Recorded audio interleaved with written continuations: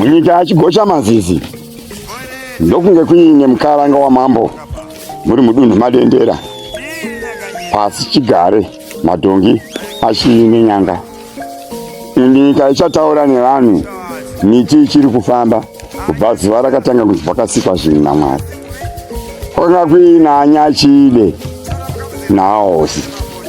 Muziya tese tsika yemagariro ano kuti Ahosi ndo muridzi weimba, ndiye mabatamusha, ndiye mbariro, baba ndiye rinenge riri bango. Zvino vakanga vane nhomba Anyachide sekuti ndiye mukaranga wamambo wakaranga 17 munyika yachigosha mazizi. Anyachide vakanga vane nhomba. Zvino kwakanzi aiwa handei kunhimbe, kanzi handei kunhimbe kuzundera mambo, kuira kuti vanhu varegedza chikaranga vachienda kumanhimbe wose kwai kuine mugwazo, kuira kuti kunenge kuchinorimwa, kuzundera mambo kwairimwa rukweza. Zvino Anyachide semunhu akanoziya kuti pachitsika yedu yemagariro anenge aine mimba haaikwanisa kunge achiendawo kumigwazo nevamwe, nekuti ndiye mukadzi anenge ari wokupedzisira, akanga aine mimba. Zvino nhomba yakanga yabata, nhomba yabata paine chisenzere changa chakagara mumugaranjiva.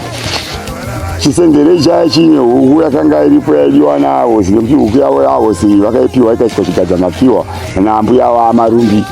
Zvikanzi aiwa ndo huku yandichana kutangisa danda remusha mamambo dendera.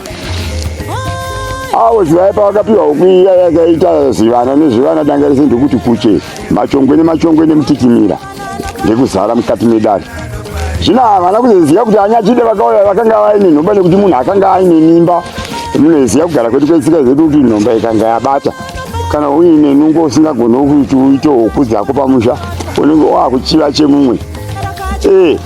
Ndo vakuru pavanotaura kuti batisisa chemudzimu haipeka iri. Zvino munhu akabva aenda mbaanotenga nhanga inodimura musoro wemangare enhanga, rida kuzotambarara kuti uite manhanga, anozovagora mangwana. Zvino ivo havana kuziva kuti kune mbeu, kune matura, kune iswadura. Huku dzinochechonya, dzachochonya vanhu mozodya huku, regai dzive shiri, mazai hana muto. Kuira kuti chinhu chese chaunenge uchiita uchiona kuti chinoenda mberi chikadividzirwa chinobereka rigova goho rinosvika mberi. Ndo mbeu dzakadirwa muivhu rakanaka, mbeu dzakadirwa parukanga rawe wakateerera shoko nekurubata nemufaro, asi havana kusadzisa kwazvinosvika. Asi mbeu dzakakandirwa mumunzwa, vakabayira nemunzwa wobvunzwa nenzira kuti vakanga vasingazadziso yekwazvinosvika kuti musha chii. ndaAnyachide munyika yachigosha mazizi ari mambo dendera akanga ari vakadzi 12 nyaya yenhomba. Saka chinhu chese kana uchiita chiitire oga kuti nhomba yacho uipedze. Vakuru vakati shanda ugarike, ukanga washanda unogarika, kwete kuchiva zvemumwe. Ndopakabva godo reuro nenzira yekuti wakanga usingagoni kuita nemaoko. Vakabva vanoti bwishwa zuva racheka nyika. Huku iri parisenzere kumazai 12 ya nemazuva 3 kuti ichienda kunorindira ichocho ndogaya ndodziishine pamutsipa vana dzokusara dzaanherera. Chii chakanaka kuti amai vake vachiriritira vana vavo pamusha vachikura zvakanaka uye upenyu hunoenda mberi. Asi Anyachide vakasarudza kuti ndine nhomba zvavaenda kunhimbe kwamambo, rega ndidimure huku yatebatwa mutsipa, huku ikabva wamonya mutsipa. Ahosi vakazvinidzoka paya kuti huku yangu iri pachisenzere, asi yaenda ku huku yangu ichiri pasenzere. Vakauraya huku ine ronda ndaAnyachide.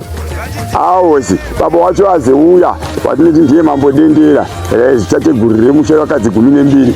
Ndoparachiziva kuti huku yaAhosi vakapiwa mapiwa wakapiwa nambuya Ahosi, mbuya rao vakapiwa yaiswa mudendere vaenda ikoko kunokwizira kunzi nhasi mwana angu ndoitanga musha. Zvikanzi aiwa rangu remuriwo rinopembwa, meso evana anofarira. Rakajiore kwachirotwa, rangu remuriwo munopembwa ndo huku ine ronda.